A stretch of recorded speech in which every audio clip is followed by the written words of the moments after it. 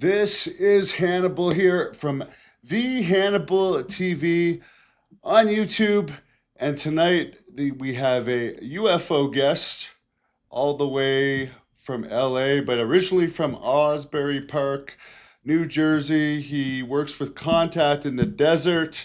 He's one of the media people. He's the leader of the Hollywood Disclosure Alliance. He's been a Hollywood publicist in the past for the likes of Jay Leno. He's an author of multiple books. We're going to get into that a lot today. He's also an experiencer. Dan Harary, how are you doing today? And how's the weather there in Los Angeles? Hello, thank you for having me back. It's always fun to talk to you. The last 2 days, it's been absolutely beautiful here. Finally, summer has finally arrived in LA. This whole year, it's been cloudy, windy, chilly, rainy, and the last 2 days, and actually tomorrow's my birthday, so I think the weather Oh, got nice just for my birthday. happy birthday to you. Thank you, thank you. And then yesterday was Father's Day, and I spent that with my daughter. So yeah, the weather just finally got nice. Do you just have the one kid? My daughter lives near me. I live in Beverly Hills. She lives about 3 miles south of me. It's called Pico Robertson. I see her all the time. She's 35. And my son is 37. And my son lives in Anchorage, Alaska. He runs the Wow. IT department for a huge oil drilling company. And Devin, he's one of those computer geniuses, like that show Big Bang Theory. Like my Yeah. son is like he's one of those kids.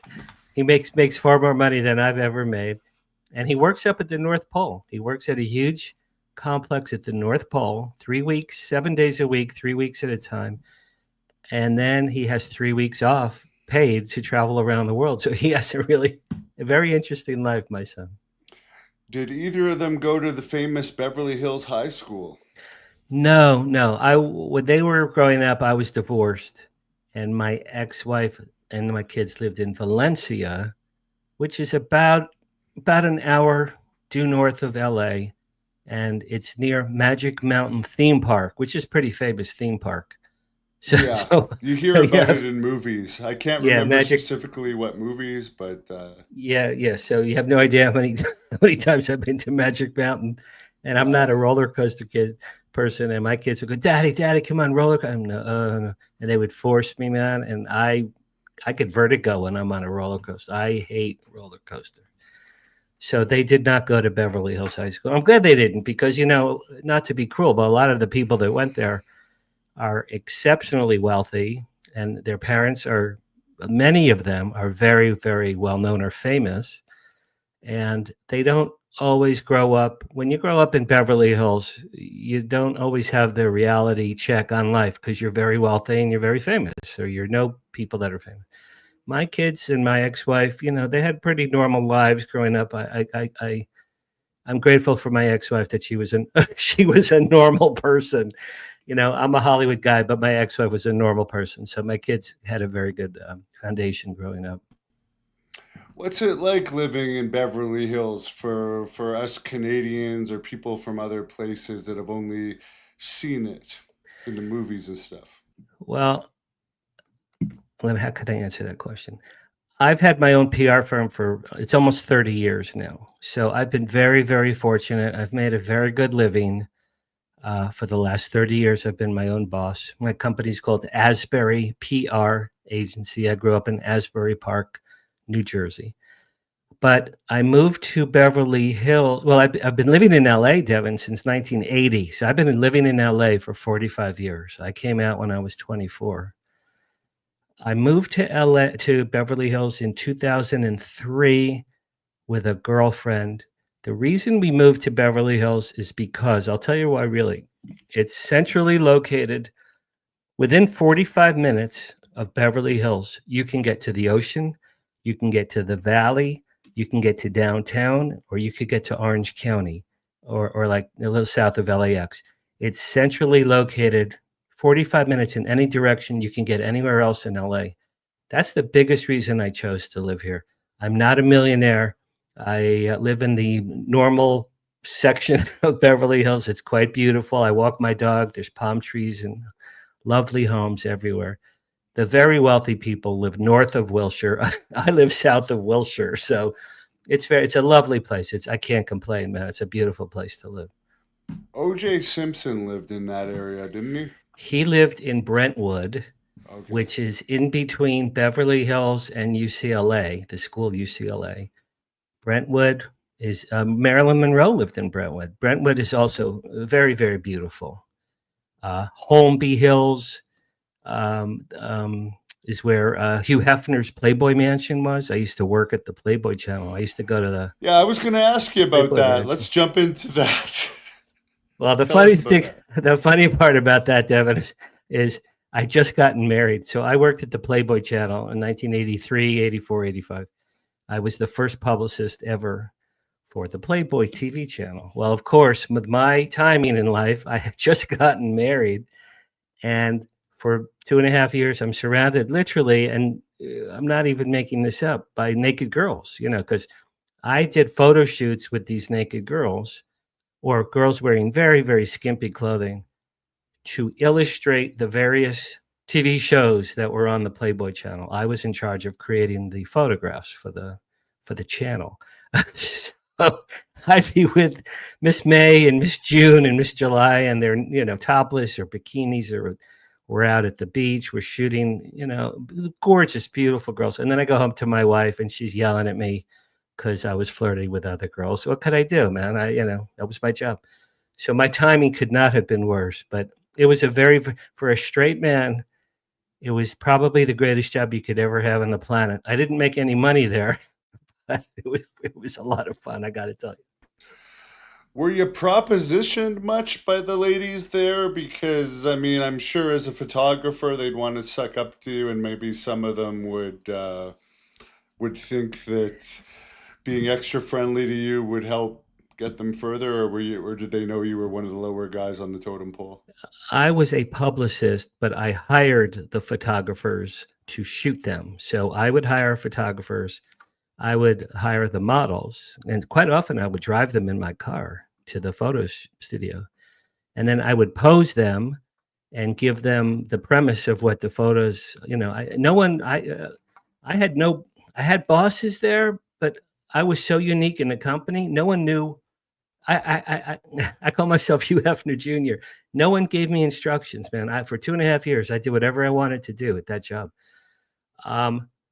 One playmate outright. It's so funny. I had just gotten married, and this beautiful girl, she's dead now. She leaned across my desk with beautiful breasts, and she just squished them onto my desk, and she stared at me. And there was a picture of my wife behind me, and she goes, "Who's that?" I go, "Well, that's my wife. I just got married." She goes, "Oh, that's really too bad. That's really too bad." Devin, I'm like, oh man, so close, so painfully close. And you mentioned in our last interview, I think that at one point you were a sex addict. So, I mean, I could only imagine I was working there. well, uh, I became a sex addict after my divorce, really. I was with my wife 11 years, 82 to 93. And then after I got divorced, she had the kids, and I was starting to make some money. I'm like, woohoo. So, yeah, it got out of control. Being a sex addict is not all fun and games. There's a lot of negativity that goes with it. I wrote a book called Carrots, which is about my sex addiction. But yeah, for about 25 years, I got out of control. When you're making a lot of money and you work in Hollywood and you don't have your kids until on the weekends, you have 5 nights a week to do what you want. It was a bad combination for me, and I don't suggest becoming a sex addict to anyone. It's not a lot. It's not as Yeah. fun as you think it might be. I would think you would already be one no matter what. It's just a matter of how you could control it. Um, again, Devin, after my divorce, I felt very, very guilty that my marriage ended. And I was starting to make real money, and I lived in Beverly Hills, and I'm like, I'm going to see what's out there. And I was always chasing the models and the actresses and the most beautiful girls, and most of them just spit on me. They couldn't care less. So many beautiful women out here, It's what can you do for me? Can you get me in a movie? Can you get me on a TV show? Can you do my publicity for free? Several beautiful women really used me for my connections. In retrospect, if I had met a nice Jewish girl along the way, I probably would have been remarried by now. And what is the sex addict? Is someone that like just needs to quote unquote like relieve themselves often, or is it just always on your mind, or do you need to actually do it all the time? It's not even, in my opinion, it's not so much the physical need, it's a mental, emotional need. I grew up, and my mother's still alive, and I love my mother, but my mother was a narcissistic woman. My two younger brothers and I, we all became sex addicts. My mother was not a warm, loving, hugging, kissing, loving mommy. She was a do your homework, get your hair cut, buy me, groceries, go to the store, pick up some bread. She was very perfunctory. So we didn't have the warm, loving mommy love as kids. So it's really an emotional need. For me, it was like, for these women, love me, accept me, have sex with me, sleep with me. It wasn't so much the physical; it was more a mental and emotional need. But anyway, we're so off topic, brother. I don't want to Do I blow the whole dare hour. ask your numbers? 105. I lost Oh count wow. after 105. I have a list somewhere. I Wow. wrote them, in fact, the last thing I'll say is I had from A to Z. There was only a couple of letters like X, Q. There's only a few letters. I didn't have at least one woman for that name. But 105, I have friends who've done more than that. So, but I was married 11 years to keep that in mind. Well, I can only imagine you must have friends in Hollywood that could beat those numbers. Who would be like the biggest ladies man in Hollywood that you have direct knowledge, maybe not from them, but from friends and friends of friends that would have Well, used their stardom to make use of that. well, historically it would be Hugh Hefner, of course, Wilt Chamberlain, Gene Simmons of Kiss, Milton Berle. Milton Berle was an old comedian. He had an enormous penis. This is documented. He had an enormous penis. He would go up to women and say, "Do you want to see my enormous penis?" They'd say, "Yeah." He had Marilyn Monroe. He had everybody, man. But I'd say the three that come to mind would be Hefner, Will Chamberlain, and Gene Simmons. I think Gene Simmons has 10,000 plus or something. Yeah, he said that, and somehow he's been overall faithful to his most recent. Shannon Tweed. All right, well, let me tell you about Shannon Tweed. Yeah, He's she's with from the Shannon same Tweed. town as I'm from, Ottawa. When I worked at Playboy, Shannon Tweed, was dating Hugh Hefner. And I had an office at the top of the Playboy building in West Hollywood. And one day, Devin, I'm at my desk doing some work, and I hear, "Excuse me," and I look up, and Shannon Tweed is in my office. Now she was as beautiful a blonde as has ever lived on the planet Earth ever. So I looked up, I went, like I gasped. She was so beautiful, I actually gasped.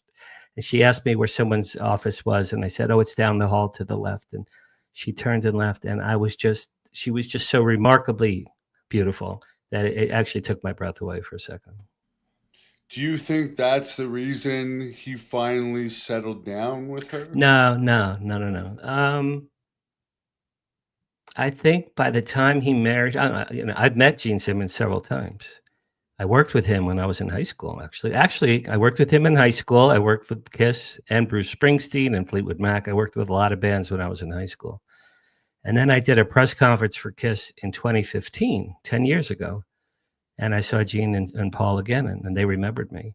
Once you have 10,000 women, and he was getting older, he probably wanted to have kids and settle down and just have a place to go to.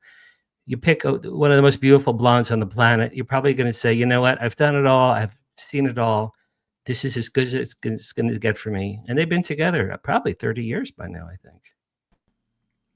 Is there anything about Hugh Hefner that might surprise us since you were working there quite regularly for a couple of years? Something that we would never imagine about him?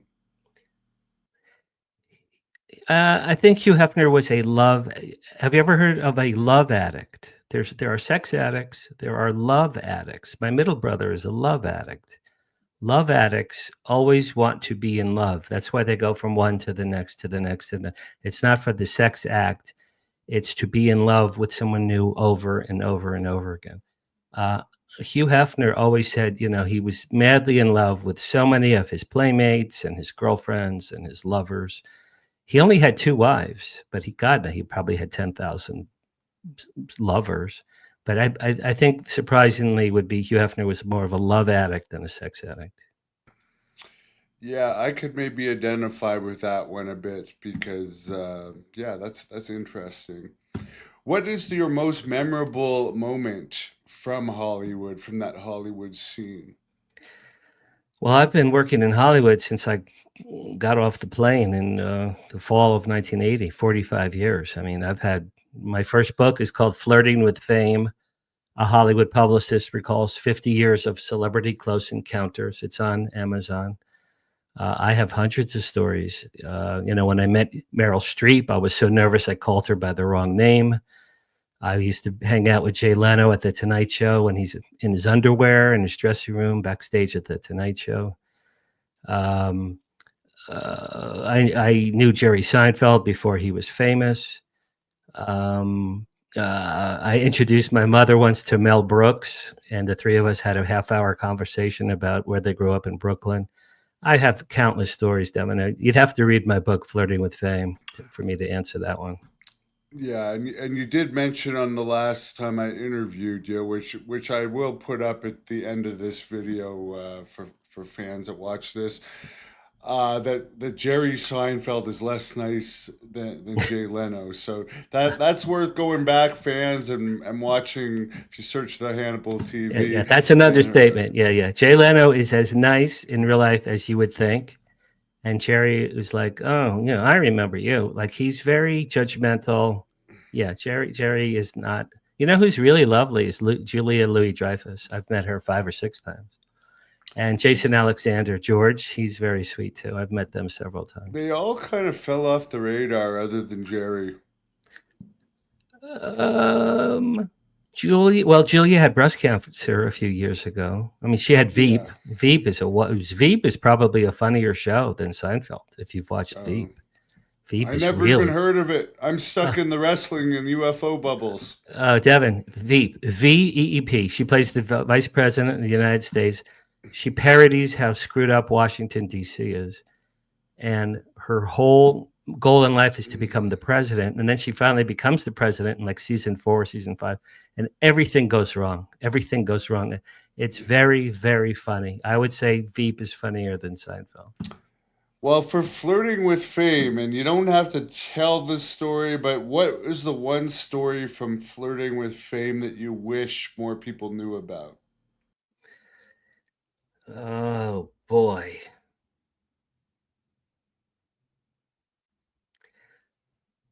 Okay. I worked with Bruce Springsteen in 1973. I was 16 years old. My best friend and I ran the lights and the stage crew for a concert hall in Asbury Park, New Jersey called the Sunshine Inn. Bruce Springsteen used to play there. In 1973, Clarence Clemens, who played sax for Bruce, asked me and my friend Steve if we wanted to go on the road with Bruce Springsteen and be their road crew.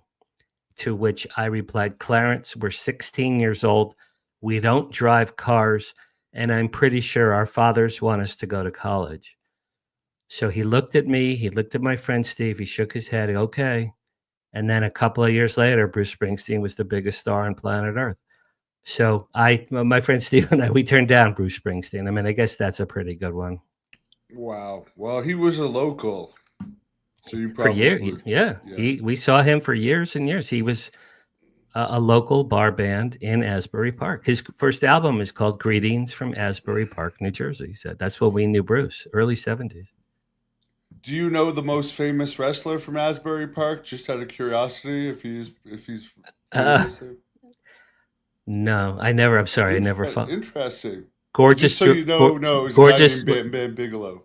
Okay, I He's was going to dead say now. Gorgeous. Was it Gorgeous George? Did you ever hear of Gorgeous Oh George? yeah, yeah. He was an amazing he transcended wrestling. Yeah, he's the only. Forgive me, I'm not up on your sport. I'm really sorry, man. It's quite fine. I don't blame you. Well, you do know The Rock. Sure. Yeah. When my son was little, he and his best friend they used to pretend that they were the Rock, and they used to wrestle and beat the ass out of each other. So yeah, I remember that.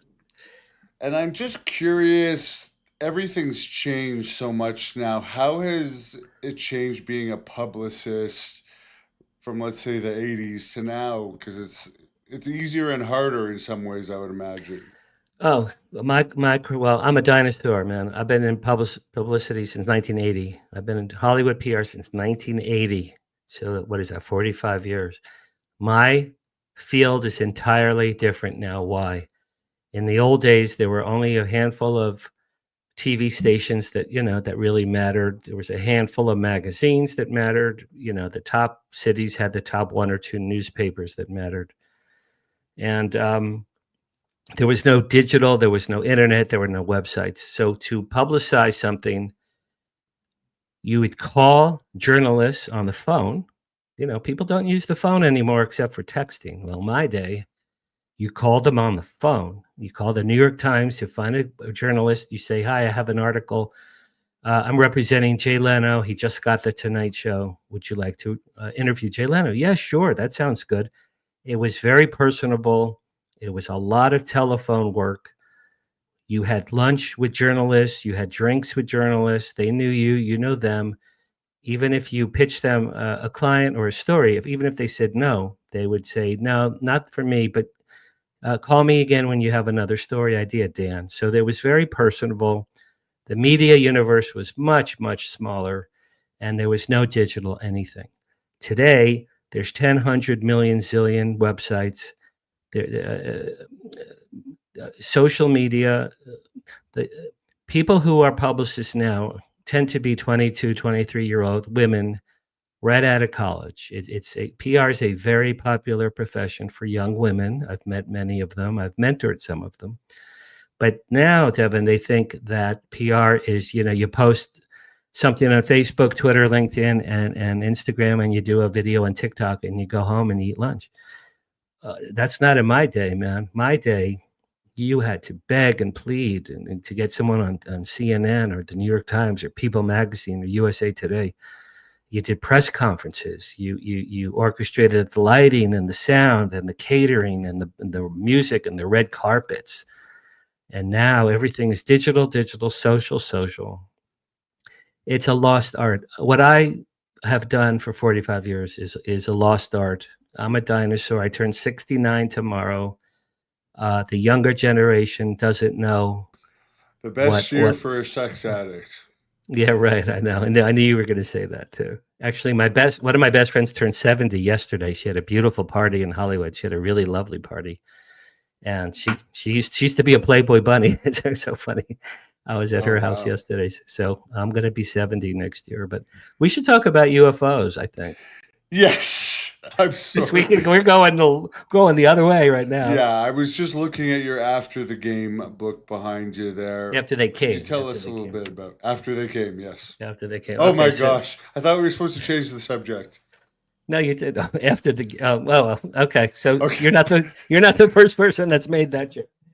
Well, let's get into it because in previous, maybe we'll give like a little synopsis because in our previous interview we talked about your father getting you into the whole UFO field Indirectly, and, yeah, and making you a indirectly, believer. yeah, Maybe yeah. give us a synopsis of your history in the subject. Okay, thank you very absolutely. I will. So, my book is called After They Came. It's not a sex book. It's a sci-fi novel inspired by true events. This book was published 2 years ago, but and Devin, thank you for this opportunity. My book just came out on audiobook. After They Came just came out on audiobook a few days ago. So if you go to Amazon, After They Came, Dan Harary, check out the audiobook, and I'll tell you why. It took me a year and 4 months to record this dopey book on audio. It was a very big project for me. It took forever because I had a really great sound engineer in Hollywood, and I could only get him when he had free time. So it took a year and 4 months to record. The story is two benevolent, beautiful, tall, white aliens come to Earth to save mankind. Yeah, there you go. Audiobook, 99 cents. How can you go wrong? Two benevolent aliens come to Earth from the Pleiades. They're 7 feet tall, male, female. They come to Earth to save mankind, solve all of mankind's problems. In so doing, on page 1, they save a man who just turned 70 and he's killing himself. He's drowning himself in the Pacific Ocean on his 70th birthday. Why? He hates his life. Everything went wrong. His business failed. His children don't speak to him. He's unlucky in love. He's bankrupt, and he's just miserable. His mother's in a coma. His father died. He hates his life. So he's drowning on page 1, the lead character. These aliens come, beam him on board a huge ship. They present him at Dodger Stadium to the world. And they say, people of Earth, we're here because we love human beings. We love mankind. We are here to save you, solve all of your problems. We just saved the life of this drowning man. Bring him your problems, people of Earth. We have a relationship with this guy. Bring him your problems. We will work with him, and through him and him alone, we will solve all of your problems.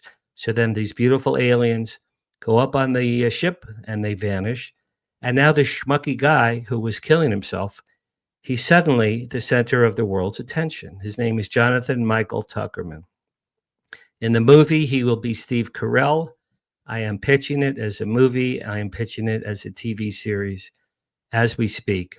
So imagine Steve Carell, the schmucky guy killing himself, gets saved by aliens, and suddenly Steve Carell they call him the hero of Earth. He works with the aliens for years. They solve all of mankind's problems. And he meets the woman of his dreams. He gets married. He becomes a millionaire. He's reunited with his children and his mother. But he finds out from the aliens that his dead father was a UFO researcher. And he finds that out. He never knew that. Now, why is that important? As Devin mentioned, in 1970, in real life, in March 1970, I was 13 years old. I was in my father's car. He was driving me home one day from school. I saw a huge UFO, V, letter V like Victor, hovering above my father's car as he drove me home. So I said, Dad, stop the car. Dad, stop the car. There's a UFO. He pulls off to the side of the road. My father and I get out. We're standing in front of the car. A huge silver V is hanging above my father's car silently. No noise, no smoke, no propellers, no noise. It's completely silent. And I was jumping up and down. I go, Dad, look, Dad, it's Star Trek. Dad, look, it's Star Trek. And my father looked at it with no interest, completely bored. He looked at it like he'd seen it 5 million times. I forgot that happened for 47 years. That event, I forgot that happened for 47 years. In 2017, my father died. 3 days after my father died, I went to a deli here in LA to get a pastrami sandwich. And as I was sitting there, and this is a God, I swear on my daughter, this is a true story. A beam of light hit me in the head, and through my eyes, in the air like this, like I'm looking at my screen right now, was projected the 1970 home video hologram of the 1970 UFO sighting I had with my father. It played in the air on an invisible screen. It played 47 years after it happened. And in this little movie, my father winked at me and then said, come on, kid, let's go home. I was in the movie, so it's not a memory or a point of view. It was a film that I was in. I've come to learn about the Akashic Records. The Akashic Records is a theory that God or the universe or whoever's in charge of us films everyone's life from birth to death. I believe that was a moment for my Akashic record. So after that happened, I was inspired to write my book After They Came. And after I wrote the book, it got published 2 years ago. I became friends with Steve Bassett. Stephen Bassett is a disclosure advocate, 30-year disclosure advocate in Washington, D.C. He and I became friends, and together we created, and I'll move this away here for a second. Hollywood Disclosure Alliance. That one day, hopefully, you'll let me in. Oh, all you need to do is email me your bio and your photo, man. You're in. So Stephen and I created the Hollywood Disclosure Alliance 2 There's years no ago. big ritual to join. Well, we ask for $150 per person as a donation. We're a 501c3 nonprofit. It's nice when people donate because we do live events. We go to live trade shows and UFO conventions. We update our website and our socials. We have a lady that does that. I have to pay her. So no, but Hannibal, Devin, if you just send me your email, your bio, and your photo, and if you want to do the 150, you probably have 150, man. You could probably throw that to me. I'm sure I can scrounge it up You could somewhere. do that. I like Stephen Bassett a lot. I have to ask you something about Stephen Bassett though, Yes, because maybe you can defend him a bit as his publicist. I am the Stephen Bassett whisperer, literally. Okay. Well, there have been some people lately, and he knows a lot. He's an inside information guy. Actually, his last interview with me got tens of thousands of views, but it was right in the whole drone thing in December. Oh, yeah, right. Yeah. Perfect Okay. timing. Okay. But apparently he's said some stuff is going to happen on certain dates. Is this just Congress keeps changing stuff? Because he seems to have said certain things are going to happen and they've been pushed back or not happened. What response do you have for that? Okay. Well, Stephen Bassett became the first ever Washington lobbyist in 1996 because he had volunteered for the John Mack Institute in the 90s. He realized if a genius like John Mack, a Harvard psychiatrist genius like John Mack, believed in extraterrestrials, that Stephen Bassett probably should believe in them too. So he became a lobbyist. For the last 29 years, Stephen has been I call him the godfather of disclosure. Stephen wants disclosure tomorrow. Now, to answer your question, there were some events, Devin, that were supposed to happen in June. A hearing, a private hearing in a SCIF, and then an open session with Congress. Both of those got pushed back because of scheduling delays or whatever. Stephen is based in Washington. Stephen's best friend is Danny Sheehan. If people know who Daniel Sheehan is, Danny Sheehan is the top civil rights attorney in America, if not in the world. Super famous, incredible genius. I'm proud to say I'm a friend of his and he's a friend of mine. Danny Sheehan and Steve Bassett have been working with Chuck Schumer and Tim Burchett and Marco Rubio before he became Secretary of State to make the congressional hearings, the UAP congressional hearings, happen the last few years. When Stephen says something, Devin, it's twofold. One, he's filled with hope. Okay, so it's a little naivete, but it's pure hope. He wants disclosure to happen in our lifetimes, and he wants it to happen tomorrow. But if he said anything recently about specific dates, they got moved.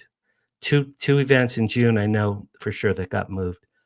Stephen's on the inside track. He has inside information about things that are going to happen in Congress. So I know him very well. I'd say he and I are probably best friends. If he says something, he means it. He is not a BS artist. Stephen is not a liar. If he says something, he means it. It's either half hopeful or half inside information that he has. But he gets a lot of ribbing because he's been he's really the boy who cried wolf for 29 years that disclosure is going to happen tomorrow. I personally don't think it's going to happen from a president, a king, or a pope, or a prime minister. I personally don't think that's going to happen. I have other friends, Ron James, award-winning MUFON filmmaker, Ron Janix, who owns Contact in the Desert. The three of us have spoken recently. We don't think it's going to happen that way. We think it's going to happen from we the people. We the people are disclosure. That's why my Hollywood Disclosure Alliance group is important. We are, I might as well say this. Today Today, June 16th, our documentary went online today. So anyone who's watching this, please go to J. Horton, Horton, J. Horton Films on YouTube. J. Horton Films on YouTube. Today, our HDA documentary that I produced debuted.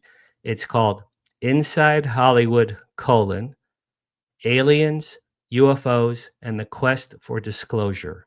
It's a brand new documentary. It just debuted today. Please check it out. We're trying to sell it to Netflix, Hulu, Amazon, and those others. But the producers, I'm the producer, and then the director is Jay Horton and Jeremy Norrie. They put it up today on their website. So the more views we get, the better chance we have to sell it. But in that documentary, Stephen is there, Danny Sheehan, Britt Elders, Jimmy Church, Ron James, Ron Janix, Thomas Jane, the movie star, myself. A lot of people are in there talking about historically how Hollywood has treated the UFO phenomenon, and more importantly, what Hollywood can do to help move the disclosure movement forward. So if you're interested in that, Hollywood Disclosure Alliance.org, Hollywood Disclosure Alliance.org. Check out our website. There you go. And it tells you how to join, who we are, what we do. And we have about 210 members now. And Devin, you're going to be our next member. There you go. And is there and I'll be honored to be a member of that with you guys. Where is the link for the movie on this page? You know what? You're a genius and I'm a moron. It should be up there. You got to go. Yeah, do not have my. Oh, it's not on there yet. Okay. It's not on there yet. It's on. Yeah. I'll have to. Let me type in the. Is there a website that we could at least show the people just so it's because a lot of people are visual. Okay, if you could go in there now, go to YouTube. Just go to generic YouTube. Okay. I'm sorry. You know what? I absolutely should have done that this morning. I didn't think of it. Go to YouTube. Yeah. Okay. Capital J. Period. Okay. Everyone's doing this with me. Horton, Horton. Yeah. J. Horton Films. Okay. Go to that site. Okay. J. Horton Films. You'll see Inside Hollywood, Aliens, UFOs, and the Quest for Disclosure. There we go. Okay. Click on that. That is the film. And it's free. We're making it free for a little while. There you go. Oh, Bob Salas. But by the way, thank you for the interview with Bob Salas that I did last year. Man, that had huge hits. And he talked about his abduction experience on there, which not many people knew about.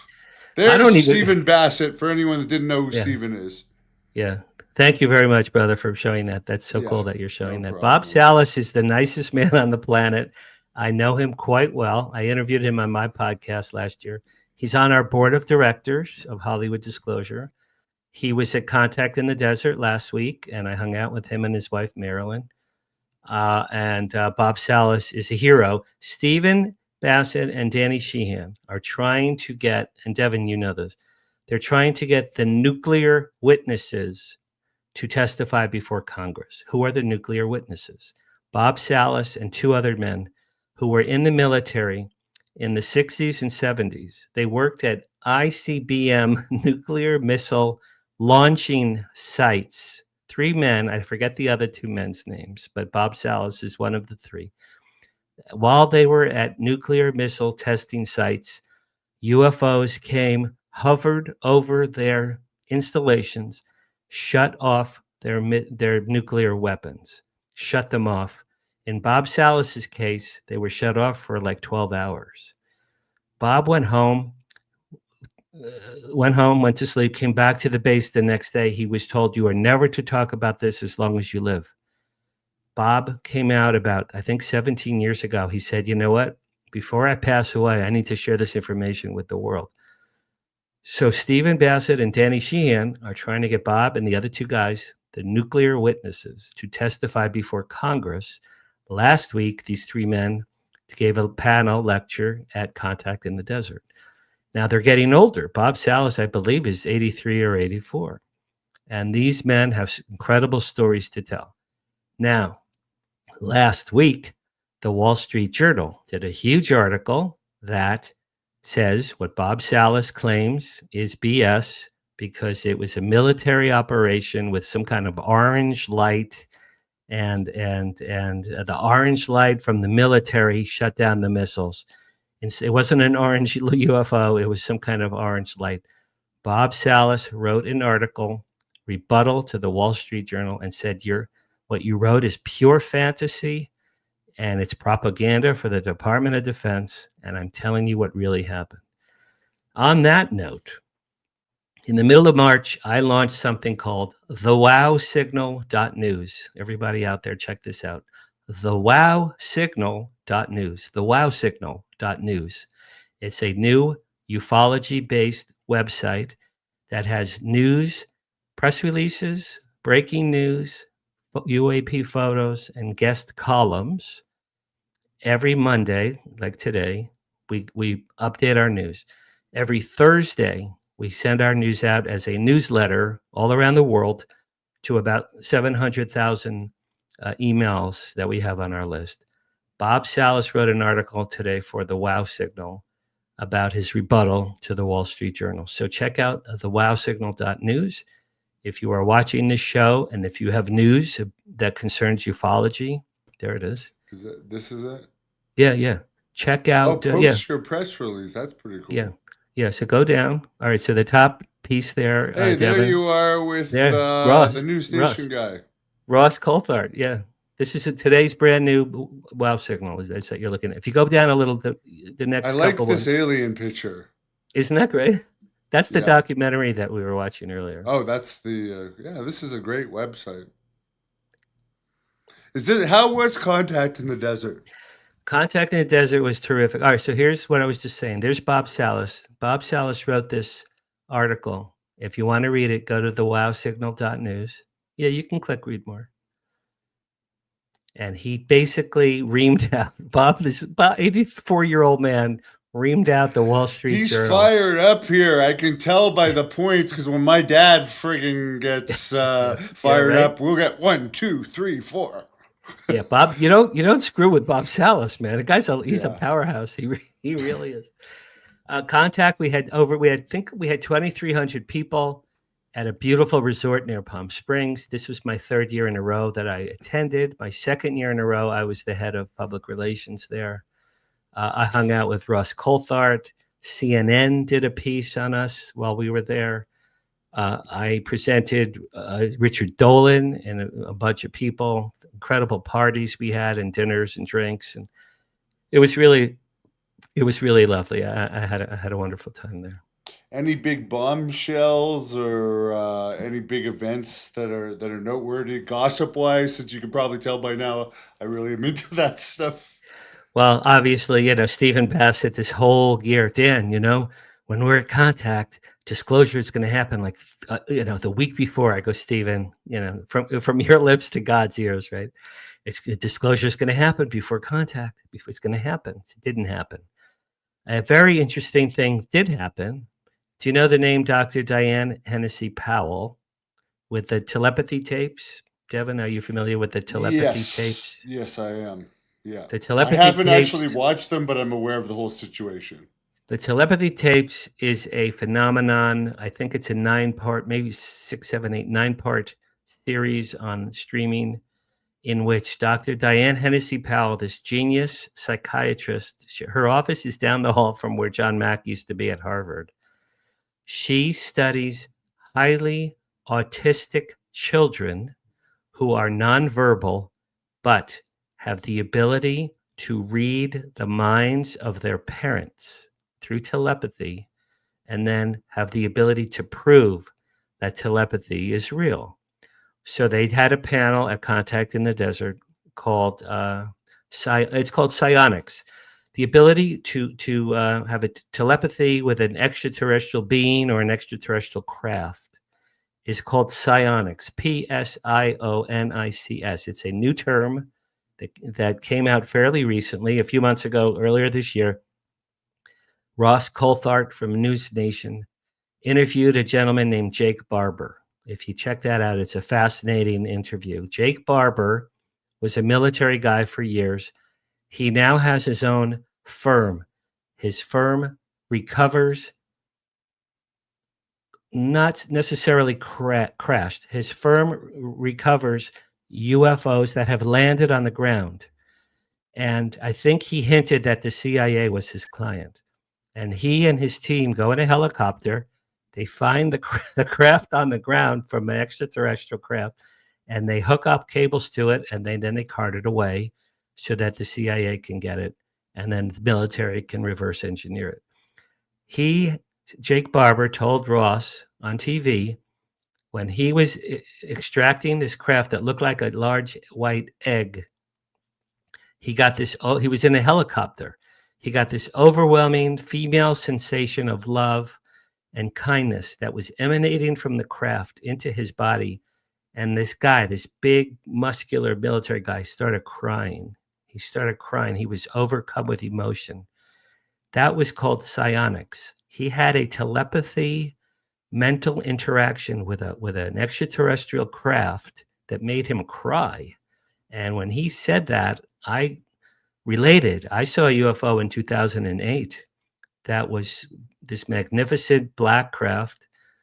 It hovered over me and 200 people at a field in Washington State, and a green light came on from this craft and bathed 200 of us in this beautiful green light. It went like light, light, light, light, light, light, light, light, light. It was like Morse code, green light. We were all looking up. And as it went away, I felt in my heart, hello, we're here. We love you. We love mankind. Be kind to one another. Be kind to planet Earth. We have to go now. We just wanted to say hello. We'll see you another time. I got that message in my heart. That was psionics. And I cried. That was 2008. So I cried. So when Jake Barber said that a few months ago on TV, that he had a psionics moment, I had one as well in 2008. That stuff is real, man. I experienced it. It's real.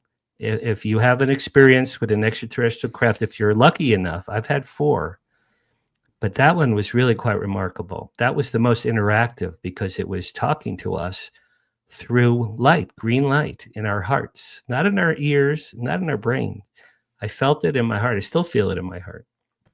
If you see a UFO and you're not scared to death, and I don't even recommend taking out your camera and trying to shoot it, because you know what? When you do that, you'll ruin the moment. It's a remarkable. I've had it done 4 times. It's a remarkable moment in your life. Look at it, think, wow. Why are you so lucky? I wonder. Something to do with your dad, maybe? My dad invented drones for the Army, and my dad, I'm 99.9% convinced that my dad helped to reverse engineer extraterrestrial craft. I could almost prove it. I have things in writing that could almost prove that.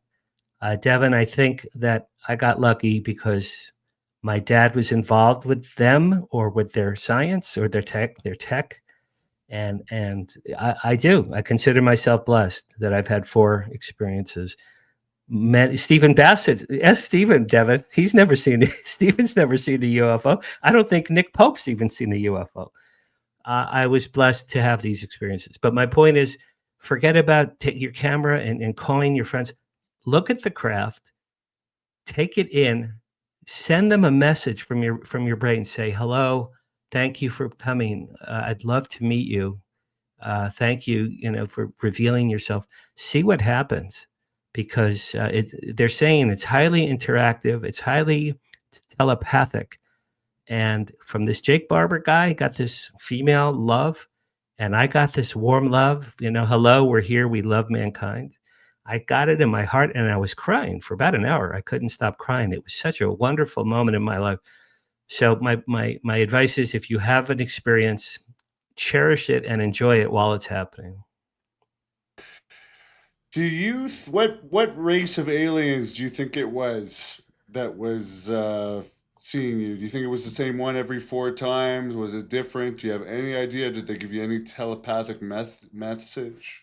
Well, the first one I saw with my father in 1970, and then he died 47 years later, and I had that home movie from the deli. That was either my father sending me that from heaven or the extraterrestrials that were in that silver V sent me that little home movie 47 years later. I have to think it was benevolent. The most prominent benevolent race I'm aware of are the Pleiadians, they're called the tall whites. They're the 7 foot tall, white hair, pale skin, blue eyes, and they're from the Pleiades. Now, I have a friend named Mark Glenn Moore. In fact, Evan, you should interview him, man. He lives up in the Bay Area. He's had a relationship with the Pleiades for 60 years. Every few years they visit him and they take him on board and they teach him things. He said they're so beautiful. You look at them, you have tears in your eyes. He called them the light people. So I think that one was Pleiadians. The second one I saw was just a light that went across the sky, stopped in place for 30 seconds, and then went back across the sky. I think that was a military UFO that was being tested near Edwards Air Force Base. The third one with the green light, all I know, man, is when that thing passed us, I said to my girlfriend, I said, well, I guess we're not alone. I don't know what race they were, but they were benevolent because they told me, hello, we're here. We love you. We love mankind. We had been waiting for 3 nights. So it was the third night. They said, sorry, we're late. We know that you've been waiting for us. So I don't know, but they were certainly benevolent. Now, let me tell you about the last one. Last year at Contact, not last week, but last year at Contact, the last night, this is 2024, there was a CE5 event out on the lawn at the resort, 200 people looking up for hours and hours. After a few hours, and it was, if you don't know what a CE5 is, a CE5 is you hold hands, you're in a huge circle, you hold hands, you look up at the sky, and you say out loud, Space Brothers, we love you. Please show yourselves. We have open hearts and open minds. Please come and reveal yourselves. Please land. We'd like to meet you. We want to communicate with you. We love you. Please come. Please come. So this happened for 2.5 hours. At the end of that time, there was suddenly, and I swear to God, this is a true story, boom, there was a boom in the sky, a big cloud of dark gray cloud just smoke appeared above our heads, 200, 300 feet. Out of this smoke came a white V craft, bright white V came out slowly out of this smoke. It was this color of vanilla ice cream, white, and it had like a gold ribbon of color through it. It reminded me of vanilla ice cream with like a caramel ribbon. And it came out. The bottom, Devin, of this craft, a V has 2 wings, right? Under each wing were three octopus suction pods that they were lit up, translucent, light brown with veins, and they were like this, boom, boom, boom, boom, boom, boom, boom, boom. So 3 and 3, 6. And I saw this as clear as I'm looking at my computer, and I said out loud to the guy next to me, whatever that thing is, that's alive. It was a craft that had a living entity underneath it. It was part tech and part biologic. And I swear to you, I never saw anything like it. I never heard of anything like it. It was a UFO that was alive. I don't know what the hell. It looked like an octopus. So whatever race that is, you tell me. I don't know. I've heard it people say lately, though, that UFOs actually might be living things, which is hard to understand, but it's one of the new things that people are talking about. Well, think about AI, right? I mean, AI, the software, AI is software, okay? But software is becoming alive. You know, you could tell AI, hey, write me a Beatles song. It'll write you a song better than the Beatles, and it'll be incredible. So I think if the extraterrestrials are 1,000 or 10,000 or 1,000,000 years ahead of us, they've probably gotten to the point where their AI and their tech and their biology and their DNA, it just blended into one. But I'm telling you, as God is my witness, I saw a UFO that was a craft on the top and it was an octopus on the bottom that was alive. So whatever that thing was, man, it was partially alive. I know it was. I saw it. And then it disappeared. It was there for 10, 12 seconds and then just vanished. Just vanished. Very interesting. Well, if that's not the most compelling testimony you've come across through MUFON or the Hollywood Disclosure Alliance, like what would have been the most compelling evidence you know of regarding UAP that the world should look into? Anyone watching this should look into if they're on the fence about it. If you're on the fence about it, go to the ECETI Ranch. ECETI, ECETI Ranch. It's where I saw the black craft with the green light. It's a famous UFO hotspot. It's in Washington State, beautiful area, Washington State. It's at the base of Mount Adams. Mount Adams is one mountain down the range from Mount Rainier. Mount Rainier is where Kenneth Arnold in June 1947 saw 9 flying discs, and the term flying saucers was coined because of Kenneth Arnold. So at the base of Mount Adams, there's about 150 acres of nothing. It's weeds. This guy named James Gilliland is the owner of the ECETI Ranch. Go to the ECETI website, take a tour, spend a few nights there. You can camp out on the grounds or get a bed and breakfast nearby, is what my girlfriend and I did at the time. And you go and you look. It's a world-famous hotspot. NASA people go there, military people go there, government, scientists, people from all over the world have been going there for decades of time. Mount Adams used to be called the Mountain of Shining Lights by the Native American Indians who used to live on the property. In fact, when I was there, a guy next to me in his camera said, "Everyone look." And when he looked in his camera, he had taken a photo of Mount Adams and a classic flying saucer, crystal clear, was right in front of Mount Adams. Now, I don't know if this guy was a BS artist and it was a phony picture in his camera, because I was looking at the same thing. I didn't see it myself. But when I saw it, I'm like, well, that's the greatest UFO photo I've ever seen in my life. Please send it to me. He never did. But regardless, this big black craft came. It blocked out the sky. It was enormous. And the green light with the message, that was the ECETI Ranch. Go to the ECETI Ranch. Try to have an experience there, because if you see something like I did, you'll know that we're not alone. Well, I really appreciate you coming on. Do you want to tell us about your main 4 books that you want to talk about? And I think it's 5 now. Before we close it off here, just so the fans know about all of them, and they're all available on Amazon. Sure, that's very sweet, man. So I've written 5 books published in the last few years. After They Came is my baby. This is the one that I'm trying to get into a movie. This is my UFO Benevolent Aliens book. This book is dedicated to my father, because I know my father worked on extraterrestrial technology. He was a genius physicist for the Army, and he was never allowed to talk about his work. My father never told a soul what he did for a living, including my mother. He was not allowed to talk about it in his lifetime. That's why someone like Bob Salas, who's 84, he's a hero. He's coming out before his passing and saying, look, extraterrestrial craft are real. These things are real. So After They Came is my UFO book. My Hollywood book is called Flirting with Fame. Those are my funny stories about me and celebrities. My sex book is called Carrots. That's about my sex addiction, and my daughter always yells at me when I promote that one. I have another book called My Paranormal Life that came out last year. Those are my true stories from my whole life of my paranormal experiences I've had since the age of 5.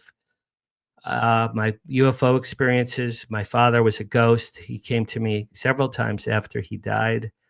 My grandfather was once a poltergeist in my house 20 years ago and threw things around. I've had all kinds of incredible stories. Did they scare you, or were you comfortable seeing them because you were aware that it was family? I didn't know it was family till we did a Ouija board, after 3 months of weird, scary things happening. And I told him, Devin, once I knew it was my grandfather, I said, Grandpa Joe, I love you, but you got to leave. You're scaring the S out of us. And then he left and he never came back again. It's not fun to live with a poltergeist, man, when things are flying around your house. No, it's not. It's not pleasant. Not at 3 a.m. when doors are slamming and glasses in the bathroom were lifted and smashed onto the floor. My grandfather was an angry poltergeist. So that's called my paranormal. What was the most expensive thing he destroyed? No, it wasn't that. It was he was slamming doors. He was scaring my son in the middle of the night. He was knocking on the walls, like with his knuckles, like knock, knock, knock, knock, on his scaring my son. My son's 15. He's screaming. He moved things around. The best story, I guess I'll do this quickly. We had a fireplace in this apartment, and you know those long matchsticks, like decorative. Yes, matchsticks? I remember those. Yeah. So I was living with a girlfriend at the time. We had a beautiful fireplace. I had just bought a case of 50 long decorative matchsticks for a fireplace. I pulled them all out of the tube all at once like a schmuck, and they all lit up. 50. So I'm holding a torch in my living room, a torch. That is cool. Like, there's a really fire cool. in my hand. Instead of one, I hid 50. And I swear to God, a dark gray mist came out of the den, flew through the living room, right at me. I saw it coming. It looked like Casper the Friendly Ghost without a face. It came, it grabbed this torch, Devin, I swear to God, out of my hand. It pulled it out of my hand, and it threw the torch into the fireplace so my face wouldn't go up in flames. And then it disappeared into the wall. Now, I saw this. I said, well, whatever that was, man, thank you, because it saved my eyebrows and my mustache from catching on fire. That was my grandfather. That was my grandfather's ghost. I know it was. So do you think ghosts could actually harm or kill people for the people to say, well, don't worry, a ghost can't do anything to you? I felt this ghost pull, because I was so shocked by this torch in my hand. I was looking at it like, what have I done? And this thing, I pulled, like grabbed this torch. I felt it, pull it out of my hand and throw it. So it was a physical sensation. I felt it for a second. So I think either they could scare you to death. I think you could be scared to death. When my kids were little, they jumped out of a closet and scared me. I felt like I was going to have a heart attack. I think you could be scared to death. And I know poltergeists can move things because my grandfather moved things and threw things. Can they kill you? Probably, I would think maybe yes. I would say maybe yes. And then my last book is Five. My last book came out last year called Five, F-I-V-E. It's a supernatural tale of a man who gets reincarnated over and over again every 100 years throughout time. He starts out as a nice guy, and over the course of time, he becomes an insane serial killer, and he dies, and then every 100 years he gets resurrected. He's a nice guy, and then he becomes insane, and he's a serial killer over and over again. That's called Five. They're all on Amazon. Also, you could go to danharariauthor.com, danharariauthor.com. Check out HollywoodDisclosureAlliance.org. Check out the wowsignal.news. And Devin, thank you, man. I always love talking to you. You're a very interesting fellow. And by the way, fans, I'll tell you guys this in my own podcast, but I have had some either ghost experiences or hallucinations this year that I will tell you guys about at some point. But Dan, a pleasure talking to you. I will join your Hollywood Disclosure Alliance and wrap us up here. Okay. So we are Disclosure. Stephen Bassett wants President Trump to go on TV tonight and say, people of the world, we're not alone. Extraterrestrials are here. They've been here. We've known all about them since Roswell. Okay. I don't think that's going to happen anytime soon. We, the people, are Disclosure. I'm an experiencer. Many of our members in the Hollywood Disclosure Alliance are experiencers.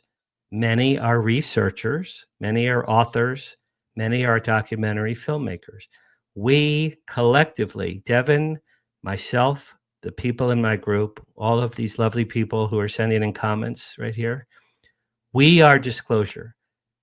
Study the history of ufology. Go to UFO conferences. Watch Ancient Aliens. There's like 20 years of Ancient Aliens on the History Channel. Watch those. Write to Richard Dolan or Steve Bassett or Nick Pope or Paul Hynek, a friend of mine. His father was Dr. J. Allen Hynek, nothing serious. Reach out to these people. Reach out to the Hollywood Disclosure Alliance. Tell us your stories. We are sharing stories with each other. We are sharing stories, hopefully with Hollywood writers and producers.